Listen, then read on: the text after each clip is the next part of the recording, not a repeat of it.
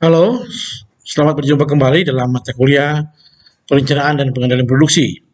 Kali ini kita akan membahas tentang MRP. Ya, oke, MRP itu apa? Nanti kita akan lihat sebuah matriks sebenarnya ya, sebuah matriks tentang MRP.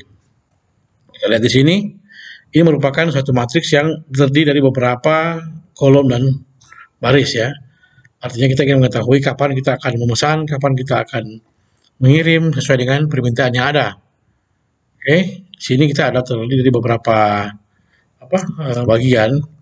Turut size-nya itu ada lead time-nya, ada periodenya ini, ada gross recruitment-nya, schedule receipt-nya, ada project on hand, oke, dan seterusnya. Nanti ini pasti akan kita mengerti nanti setelah kita memberikan suatu contoh sebenarnya supaya kita langsung jelas ya. Oke, kita ingin mengetahui kapan sih kita akan pesan kalau kita punya supplier. Oke, kapan masuk ke gudang kita misalnya, kemudian apa yang diperlukan, kapan, berapa lama, itu yang terbaik yang harus kita pikirkan. Kapan permintaannya, kapan nanti akan datang, supaya kita akan tahu kapan kita akan memberikan kepada konsumen kita. Seperti itu dasarnya ya.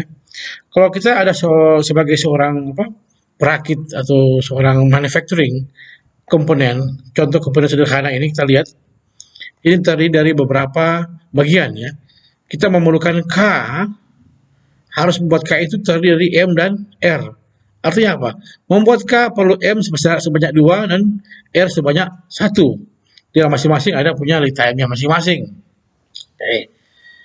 Oke, tidak berlangsung lama kita langsung buat contohnya. Nah, ini nama komponennya perlu K, ada komponen M, komponen R. Jadi komponen ini membentuk produk ya. Ya, oke. Di inventory produk K ada sebesar 50, ingat ya. Kemudian komponen M sebesar 225. Ada komponen R juga 85. Nah, sekarang kita ingin membuat kapan kita kirim, kapan kita memerlukan M, kapan dikirim, sebanyak berapa setiap periode. Itu yang kita harus tahu.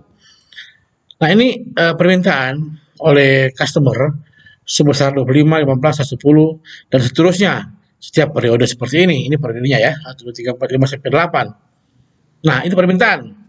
Nah, sekarang kita akan membuat produk K yang terdiri dari M dan R. Oke.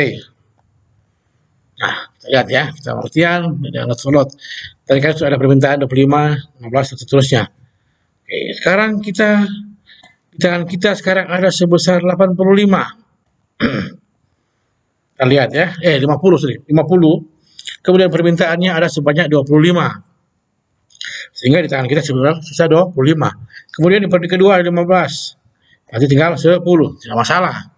Namun yang masalahnya adalah ketika kita sudah pada periode ketiga, di mana ada keperluan sebesar 120, sedangkan di tangan kita hanya sebesar 10. Apa yang kita lakukan? Kita harus meminta merakit komponen baru lagi. Ya, baru memesan sebanyak berapa? 110. Berapa yang harus kita pesan? 110 karena kita memakai load for load, artinya berapa yang kita pesan itulah akan kita terima. Contohnya ada juga komponen yang harus minimal 12, kelibatan 12, kelibatan 10, kelibatan 100, contohnya lusin ya. Satu lusin 12. Berarti kalau kita pesan 5 harus pesan sebesar 12. Kalau kita pesan 10 harus 12. Kalau kita pesan 13 harus 24. Nah, kebetulan ini sama ya, 110 110. Kalau kita di sini kelipatan 200, berarti sini 200. Oke, kapan kita harus memesannya? Kapan harus kita pesan di periode mana? Kalau di periode kita perlu 110, berarti kita harus pesan sebesar 110 di apa? Di periode pertama karena lead time-nya 2. Waktu pengirimannya itu sebanyak 2 hari, 2 periode lah. Sehingga kita harus memundurkan 2 hari, 1, 2. Sebanyak 2 hari, sebesar 110. Oke. Next, berikutnya berarti di tangan kita tinggal 0. Di periode keempat tidak ada 0 lagi. Ini 5 sebesar 60. Berarti kita perlu 60 juga di sini. 60, 0, 15, ya sama ya. Akhirnya apa? Kita memerlukan barang 110, 60, 15 untuk membuat K. Di periode pertama 110, periode ke-60, periode ketiga 15. Nah, apa yang terjadi?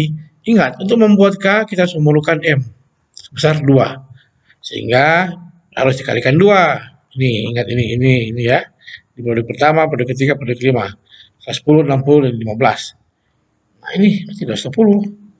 60, dan 30. Karena kelipatan 2. Kita memerlukan M sebesar 2. Itu yang terjadi sekarang.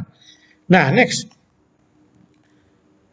Di tangan kita ada 225. Tadi kan sudah dijelaskan bersama ada sebesar 225. Sehingga kita memerlukan 210. Namun berarti kita masih ada di tangan sebesar 5. 5 juga. Namun yang terjadi adalah pada periode ketiga kita masih memerlukan 110 sehingga kita masih kekurangan sebesar 115. Kapan? Ya, ini masih sekarang lot for lot. Di time-nya 1 hari sebelumnya. 0 ya, 0. Nah, sekarang kita memerlukan 30. Oke, 30. Di sini 30-nya. Kemudian seterusnya 0 ya. Gampang. Oke, nah sekarang ingin buat R. Nah, R itu kita ada 110, 60, 15. Artinya ada schedule shift 25. Ini saya tambahkan juga dulu ya kasusnya. Artinya begini. Di sini ada periode pertama ini akan ketambahkan 25. Nanti dia ada dari gudang yang lain atau dari anak cabang yang lain untuk memasuknya. Akan dia akan menerima barang sebesar 25 di periode pertama. Nah, oke, kita mulai. 85 di sebelum periode. Tangan kita ada 85, sehingga berapa? Kita memerlukan berapa? 85 tambah 25 adalah berapa? 10 kan? Sehingga di tangan kita memerlukan 25 tapi dipenuhi oleh 25 sehingga 0.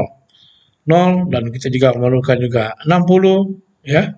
60 0 0 0 0 0 15. Akhirnya apa? Kita memerlukan 15 karena ini di tabnya 3.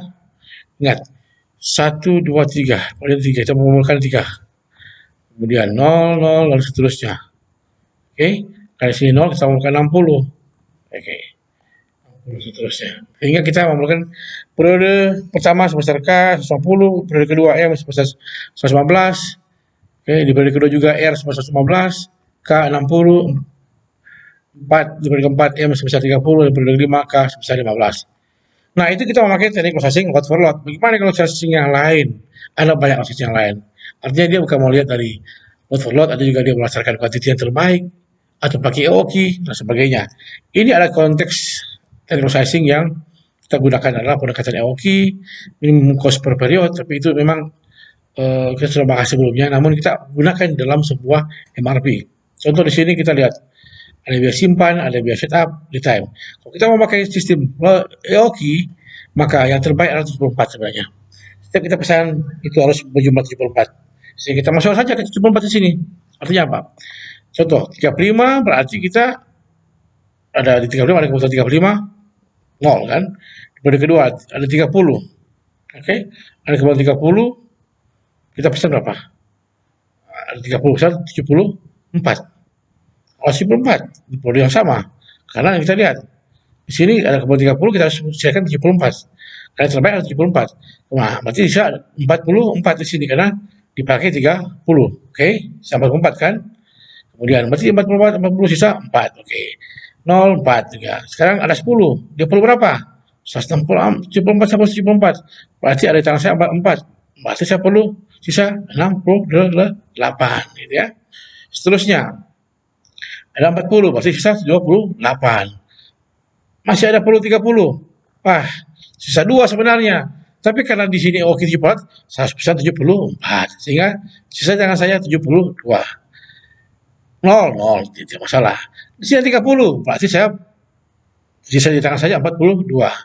Di sini ada keperluan 55. Berarti saya perlu 74. Karena harus pesan 74, sisa 61. Oke, saya kira demikian. Nanti kita akan bahas juga masalah yang lain, contoh-contoh soal yang lain. Saya akan kasih materi yang lain juga tentang load sizing. Setidaknya ini kita bisa mengerti, kita boleh buka, kita baca lagi, agar kita memahaminya. Demikian saya kira jelas.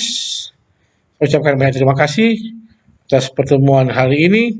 Nanti kita bahas di lain waktu lagi. Oke, terima kasih. Sampai bertemu kembali. Salam sehat.